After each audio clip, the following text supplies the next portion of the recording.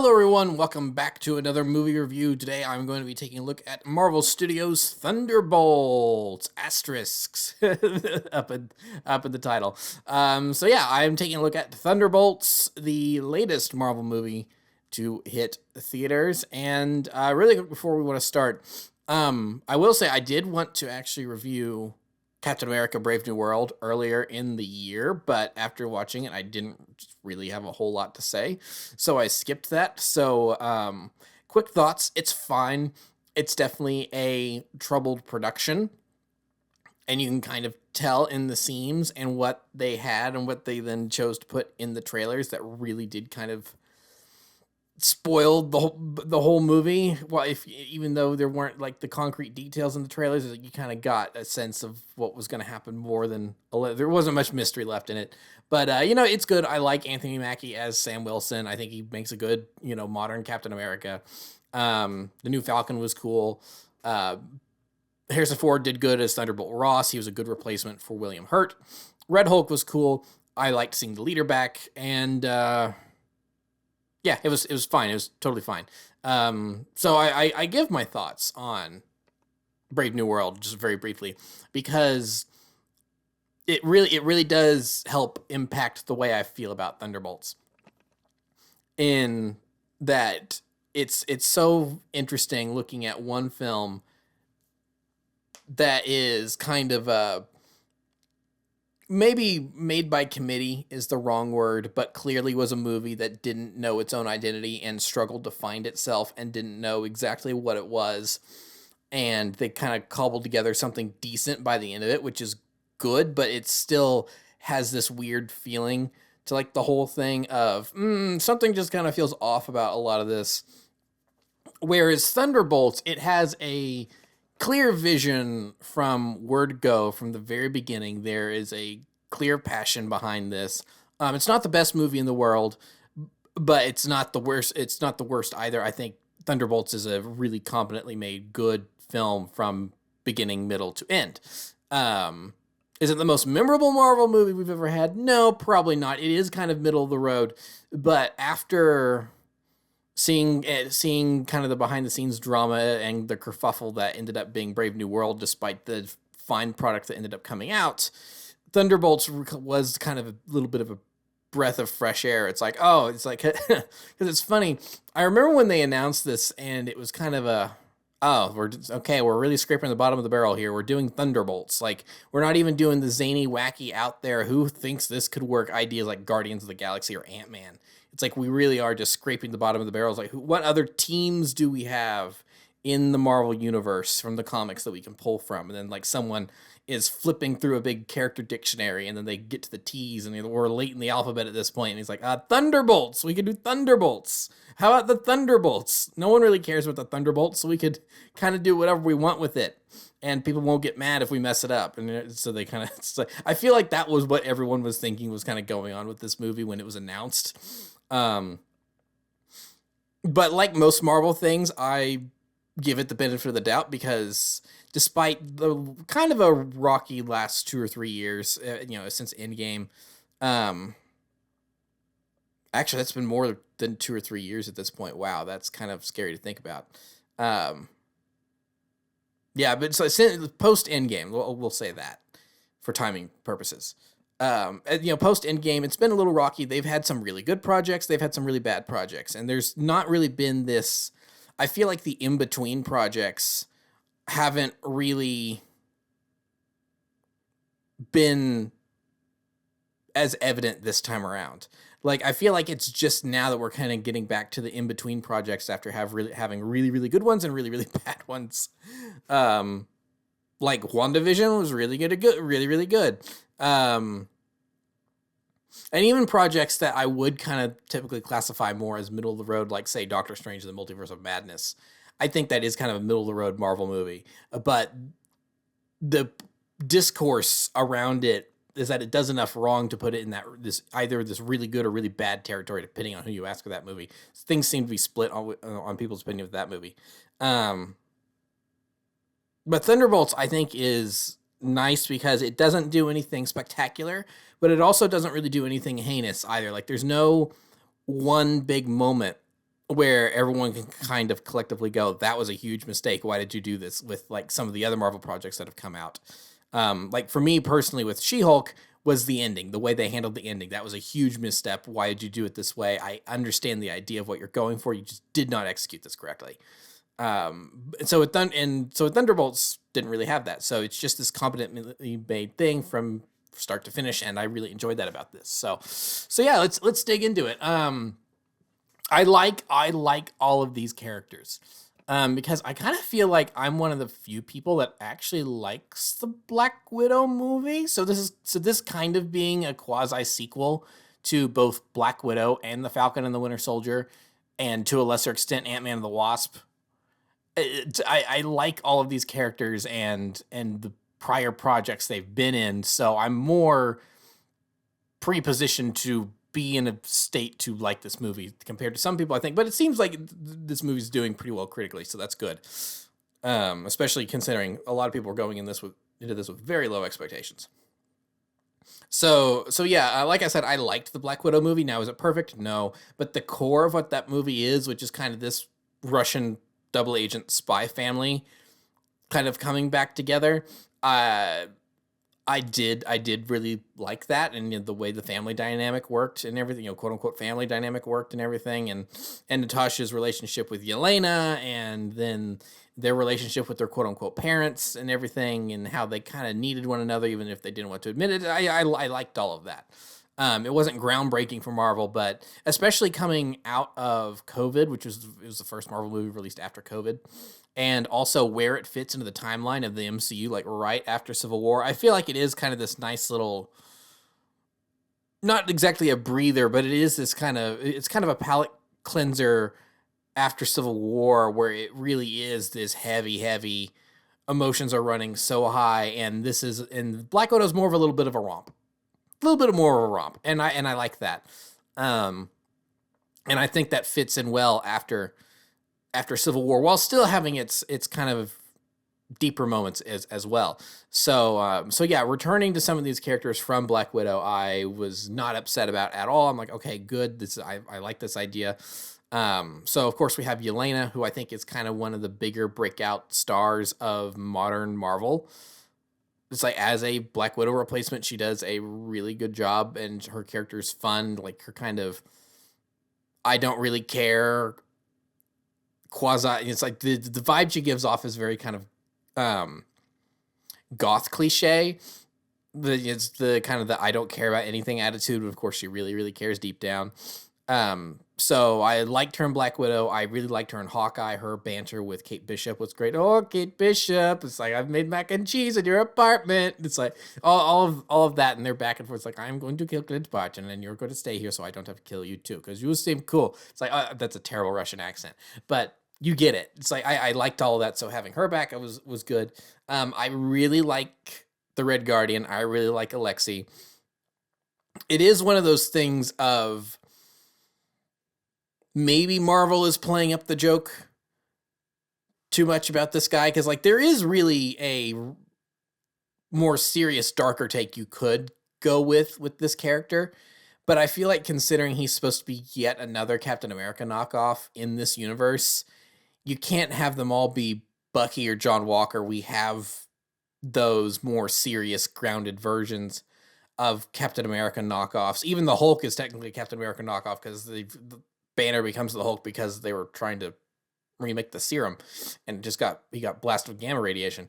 So Alexei being more of a aloof, full of himself idiot, but he's got a good heart and cares deep down. Not even deep down. It's obviously he does actually care. He's just, it just shows itself in funny ways.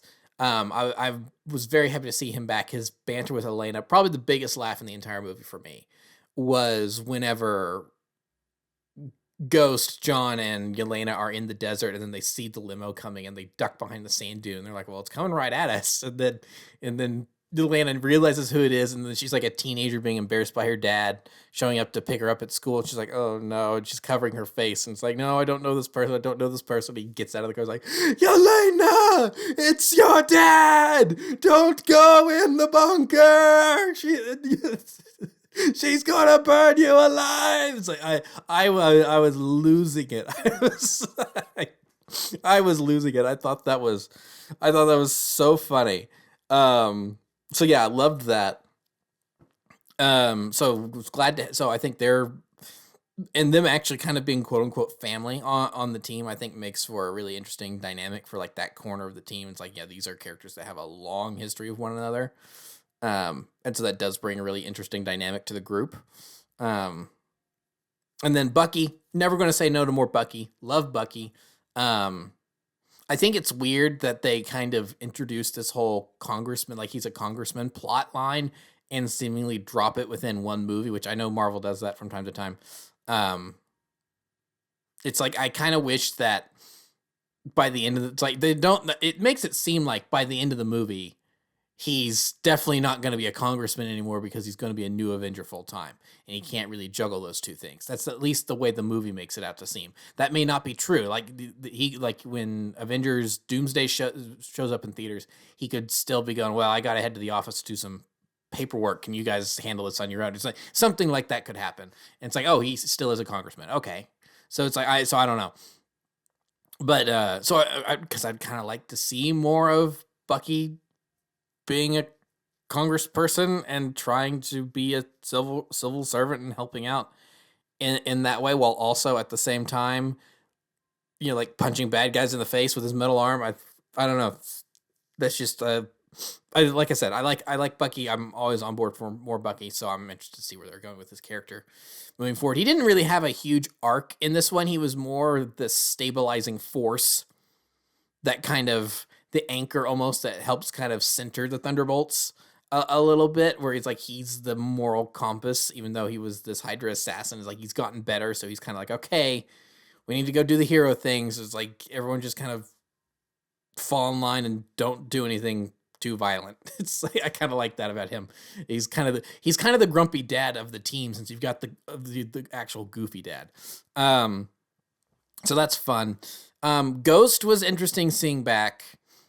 She's kind of got the least amount to do in this movie as part of the team. She's probably the weakest part of the movie, because there are moments where I kind of think to myself, why is she here?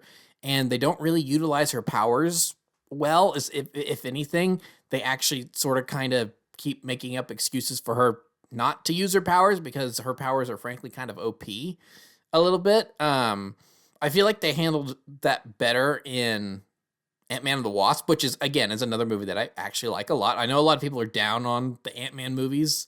It's like there seems to have been this shift with Ant-Man. Like after Quantumania, everyone's like, "No, the Ant-Man movies are terrible. No one likes it." It's like people like they're not the best of the best, but people seem to like the first two Ant-Man movies fine.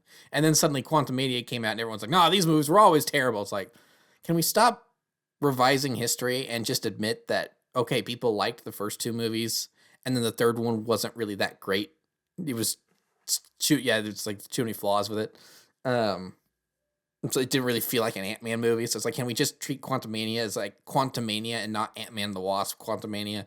It's like, because I like the first two Ant-Man movies. So yeah, I think maybe Ant-Man and the Wasp handled Ghost better as a character, because she did get the whole big arc, and she wasn't really the villain.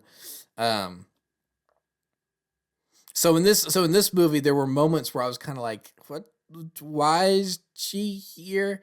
Because again, I kind of feel like maybe the movie should have been over. I wonder if how it should have ended is going to cover something like this, where I kind of feel like, unless I missed something where it stated this is why she can't do this, I kind of feel like when Sentry goes bonkers, she really could have just phased through his neck and like snapped it. It's like, no, that would be a very violent, bad ending for Bob, and it would ruin the emotional catharsis at the end of the movie. But it's like, that would have solved your problem. Well, I guess momentarily. It probably, well, actually, now that I think about it, actually, it wouldn't have, because they still could have had the whole everything else, because like that's because they kind of blow up his brain and then he regenerates. I guess is what happened there, and then he turns into void. So I guess snapping his neck would have, by Ghost phasing in to his body and snapping his neck, I guess that would have had the same effect. Interesting, funny. Anyway, so yeah, she is kind of the weakest link but I still didn't mind seeing her back. Hopefully they give her maybe this is kind of like a stepping stone and they give her more to do in the future. I would not mind that. Um, I'm going to very briefly talk about Taskmaster. What a waste of a character. I know this was like one of the big things people didn't like about Black Widow. I didn't mind it because I kind of feel like in the MCU there's room in this universe for there to be like two Taskmasters, maybe. Like there is the traditional comics guy and then there is this version. And I didn't it's like I'm also not particularly really attached to the character Taskmaster. So them doing a different take on that character I wasn't upset at like some people were. So maybe I should be judging that accordingly. It's like, yeah, I don't really care about this character, so them doing something different kind of changes my perspective on it. But I thought, okay, this is going to be a good. It's like they said, oh, Taskmaster is going to be part of the Thunderbolts. I'm like, okay, well, this is going to be a good opportunity for them to kind of redeem the messiness that maybe some people didn't like about Black Widow and about this character in Black Widow, and they can kind of redeem this character and this version of this character and do something cool with her, and then they immediately kill her off, which I saw coming because like everyone else, it was obvious based on the trailers, like, okay, she's clearly not in this shot at Avengers Tower. It's like she's not in any of the other action scenes. Like if you know anything about trailers and the way Marvel does them, it's pretty obvious they're trying to trick you here. Because I almost feel like it's just a PNG of her. It's like it doesn't even because like everyone else is kind of slightly moving. It seems like she's just standing stone still. So it's like, yeah, it's pretty obvious she dies early on or is a traitor or something, and that's why she's not in these other scenes. But yeah, they kill her, which I think is kind of a waste. I really dislike it when Marvel doesn't seem to know what to do with the character, and so their recourse is just to kill them off. It's like we can't think of anything to do with this character right now, so we're just gonna kill them. And that's gonna be that. Because it's happened, I don't know how many times now. It's happened several, at least like 3 or 4 times. I think a good example is Crossbones in Civil War. Like, I feel like they really could have done something different with him at the, it's like, maybe have him get captured. Like, he tosses a grenade and Steve goes to jump on it like he does, but then Wanda blocks it and throws it and throws it into the building, and then that you can still have a big explosion and kill all the people, and it still kickstarts the plot, and then Crossbones just gets sent to prison. It's like the MCU just needs more recurring villains that just pop up to do a little thing every now and then, and it's like, they're kind of there, they wink for the camera and wave, and then they go on their merry way to cause chaos somewhere else. It's like we need these kind of lower level street villains. It's like not everyone can be a mega maniacal supervillain all the time. It's kind of like Scarecrow in the Dark Knight trilogy, where he just keeps popping up, and that's that. It's like, oh, there's his little appearance. He kind of does this, hey, I'm still here, and then he moves on, and he's still out there causing chaos somewhere. So Crossbones is one of those characters I really wish they had done better with. Another character I really wish they had done better with is Claw, especially given that you got Andy Serkis to play him. Like the fact that they killed him off in Black Panther was kind of the point in the movie where I'm like, okay, I don't think I'm going to agree with all the decisions in this movie, and I ended up kind of not liking Black Panther overall. Because Andy Serkis was so much fun as that character in the little bit we got of him, and it's like just Killmonger could have just knocked him out and taken him to the Wakandans to imprison him that way, and his plan still works. Like you didn't have to remove this character from the board and kill him. And then let's see here. There's another. Obviously, Taskmaster. That's the third. There's one more. That's kind of in the back of my mind that I'm trying to think of that they've done this before, and it's like, oh, I know. It's like now technically this is still an unresolved plot point, but what the heck? It's like Scorpion from Spider-Man: Homecoming. Like they clearly seem to be building up Scorpion at the end of Homecoming to be an eventual villain for Peter, and we still haven't gotten there. Now, and it seems like we're maybe not going to get there because it seems like that the next movie is going to be moving in a completely different direction, and then Sony's meddled with things and sent Vulture to the Sonyverse to hang out with Morbius for some reason. So it's like, so what are we gonna do, Scorpion? I don't know. So yeah, so I don't necessarily agree with the decision of killing off Taskmaster like that. I was like, I wish that they could have had her stick around, especially given what the power set of Taskmaster is supposed to be, is that it's able to adapt to any ability or power. So it's like she should have maybe seen the phase coming, and then it's like, it's like, oh, I'm dodging, and then we're back to fighting, and then it's like, whatever. So maybe Sentry could have killed her later in the movie. It's and that would have been like, hey, at least she's stuck around for a little while, because even Yelena, like, there's a couple moments where Yelena is very clearly upset that she's dead and mournful over it. Like when Ghost and John are pickpocketing her dead body. It's like, ooh, I like this gun. I'm taking this gun. I need one of these. But they don't really focus too much on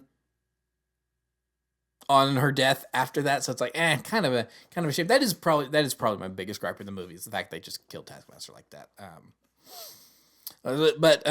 So yeah, that's Taskmaster taken care of. And then the other member of the team I really want to talk about in depth before I really kind of cover what I think of the plot and everything is John Walker, who I really like this character. And I like how flawed he is. Like it's like, cause this is one of those media literacy things where I'm not sure if a lot of people got the point of Falcon and the Winter Soldier. Like, Falcon and the Winter Soldier is not a perfect project for Marvel by any stretch. There are issues with its messaging and everything. But like the big moment with Walker where he kills the guy with the shield in front of everyone in cold blood in revenge for the death of his friend and everything. Yeah, that's not good. You can't be Captain America if you're doing stuff like that. You shouldn't have taken the serum, because clearly it's taking all your worst attributes and making it worse, like Erskine said back in like 1943 or whatever. So yeah, but despite that, it's like, flawed characters are fun. They're interesting to watch. So I like seeing him struggle to try to be the better man and kind of overcome his ego. And it seems like his ego's just gotten worse since last time we saw him. And it's kind of a mask for the fact that it's interesting that he loses his family due to his ego. Like, he can't stop thinking of himself as this failure, and his ego's been bruised. And he loses his family over that, and then he doesn't really have any other better coping mechanism than to just dip into his ego more and continue to be U.S. agent, or whatever they want to call him in this. Because it seems like he's definitely wearing the U.S. agent suit, where it is like the black on red and everything. And it's, so yeah. Even though I don't think they ever call him that, but yeah. So I really liked seeing John Walker here again, and like his history with Bucky after Falcon and the Winter Soldier.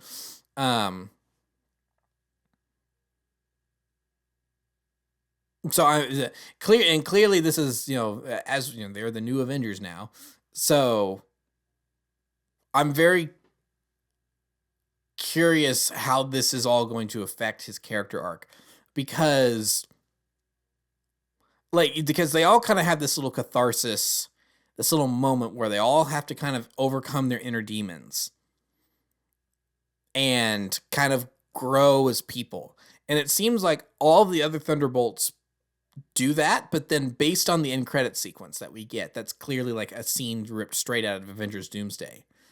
It seems like Walker maybe regresses, where he's like, hey, I'm an Avenger now. It's like, that's probably too big a boost for his ego. So I think it's gonna be really interesting seeing him again and see his character having regressed a little bit, and what that does for his overall character arc. So I think that's a really, really interesting choice. Maybe it's like really leaning into he really is an anti-hero because he's got too much of an ego issue and all that. So I'm very eager to see what they do with Walker moving forward. And of course, the last member of the team is, of course, Bob. Who can forget Bob? Everyone loves Bob. I mean, really, when they were announcing the cast and who the characters were going to be, and everyone pretty much figured out immediately that he was going to be Sentry. Because I think that was a leak, like that was in a big concept art leak a couple months back, and so it was like, oh yeah, if we didn't already know, he's definitely going to be Sentry. I think that's how that happened, and that's just one of those things because of the circles I'm in. I just some of those things that float around for me are just unavoidable. Sometimes I'm like, I wish I didn't really see that, but oh well. It's not like a huge spoiler like Iron Man dies or something like that. Where if I had seen that ahead of time, something I kind of expected to happen but didn't know for sure. So yeah, I thought Bob was really a really great character.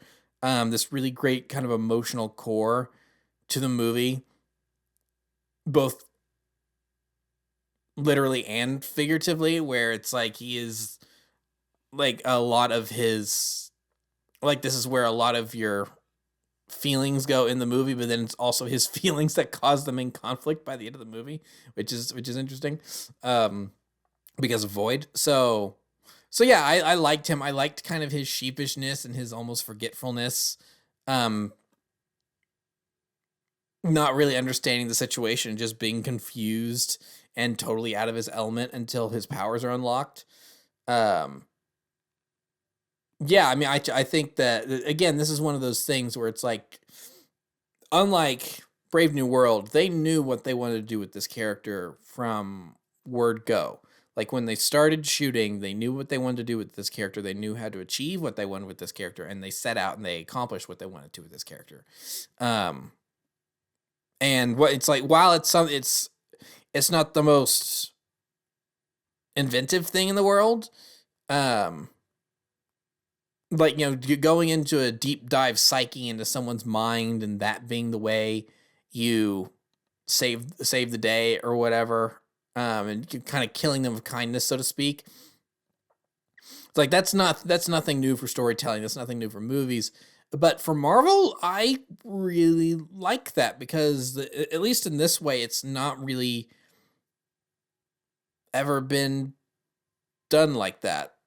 So I really liked that the team had to come together as this kind of new family group and really support one another, and it was them caring for one another. That it sounds sappy when you're saying it out loud, but with the way the movie goes, I think it's like for a movie that's about all these assassins and super spies and brainwashed mercenaries and all this other stuff that all these characters have been, for it to come down to, instead of more punching and kicking and shooting and blowing things up, and instead it just being a group hug mind therapy session, I think that's a good way to subvert expectations. So Bob really worked for me. I really liked Bob, and Sentry and Void, all the different iterations of him.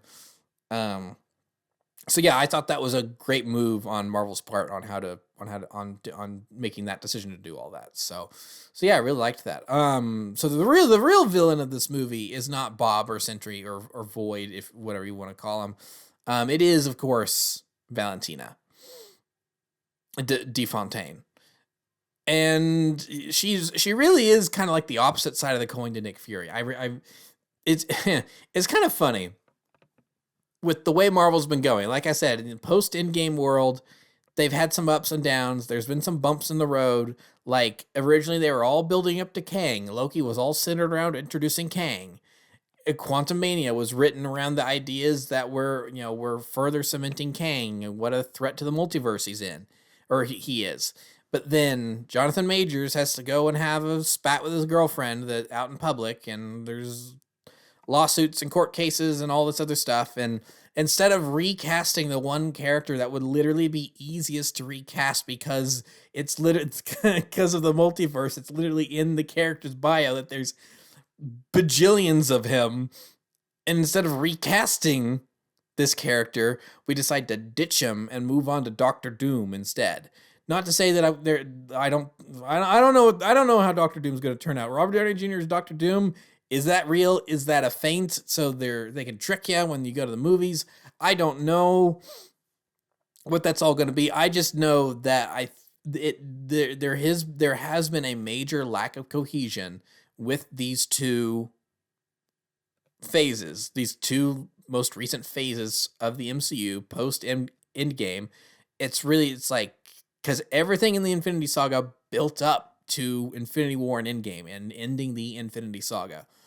But everything in the multiverse saga so far has really not really been leading to much, and it's just been these vague references to the multiverse and or like touching on the multiverse in some way, like No Way Home, um, like Quantumania. It's like does some stuff with it, but then there's other projects like Black Widow, which take place earlier in the timeline that are flashbacks, and then that doesn't really have anything to do with the multiverse at all. And or then there's Hawkeye, where it's where a lot of Phase 4 was dealing with the aftermath of Endgame, and again didn't really touch on the multiverse at all. So, um, so it's funny that they've had this cohesion issue and haven't really been able to build to much.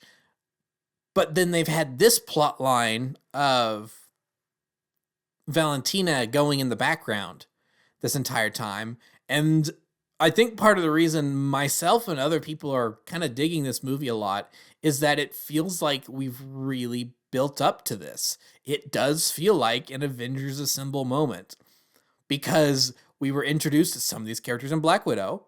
We were introduced to some of these characters way earlier in the MCU.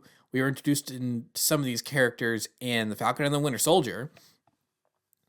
And other all these characters have appeared in other things, and so them now coming together as a team after having the little Valentina being the other side of the coin, Nick Fury, and her popping up in other places eventually. And it's like, who bought Stark Tower? Who bought Avengers Tower? It's a huge mystery. It's like it's mentioned twice in these like 3 Spider-Man movies now that someone else has bought it, and we don't know what's going on with it.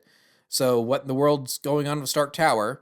And after all this time, we finally know it's her, and she's making it the new Avengers headquarters, and inadvertently, and everything. And she's going to try to run them, but she's not necessarily on the up and up. She probably wants a lot of this power for herself, and she's not the best, the best person out there. And now these characters have to come together to kind of stop her. I mean, this part of the current MCU feels natural and actually built up, and the payoff is good. And like I said, to you have all these different plot things going on that don't really jive, and then suddenly you have this, and then not only is it a group of characters that punch and kick stuff, but then they save the day by not punching and kicking things, which is really funny considering who they are and who they work for. And now they are the Avengers. They are the new Avengers. So I just that build up, the way that's all come together, I just really like all that. And it's funny that it's this plot line of all things that kind of seems to have remained intact throughout all of the different ups and downs and rewrites of Marvel in the last couple years. So yeah, I just really liked this movie. It was really solid. It was fun. There were some nice heartfelt moments. I never really got teary at all, but there were kind of some little chest pang moments, like, oh, this is actually nice and heartfelt. I actually really, really like this. As usual, there was some good humor. I do kind of question where I'm forgetting her name, but the scientist lady from Black Widow that was the mom, Rachel Weisz. I am kind of questioning where she was, because we did just get Yelena and Red Guardian in this. Like where is she? Or she and Red Guardian? Because it kind of seemed like she and Red Guardian would like stick together and like really be a married couple. Like they couldn't have really been before, but maybe that's not the case. I don't know. So that is kind of still something I'm questioning.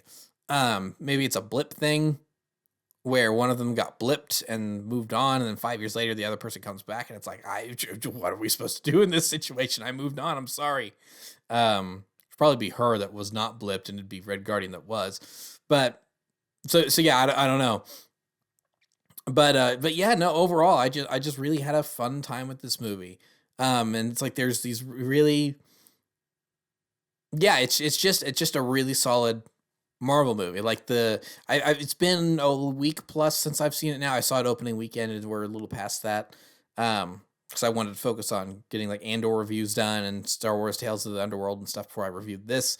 So it's been a minute since I've seen it, but I remember like the 2 or 3 days after seeing it, I did kind of have that one sequence on the dirt road with the limo versus the Humvees, and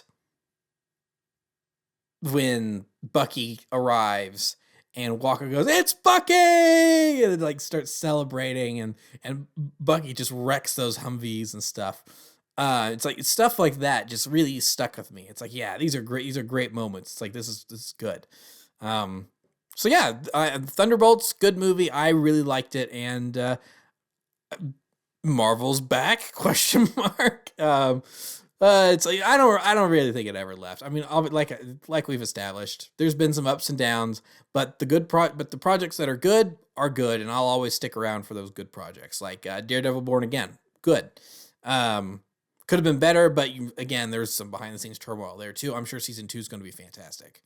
Um, and then I am really, really looking forward to Fantastic Four First Steps. Will we actually get a good Fantastic Four movie? Time will tell. So, but that, of course, will be next up. I will, of course, be reviewing that when that comes out later this summer. There's a slew of movies coming out this year that I am looking forward to talking about for a various amount of reasons on my channel. 2 of those, I can't believe I'm saying it, but 2 of those will be live action remakes of animated movies. You probably already know which ones those are just based on the slate of movies coming out this year.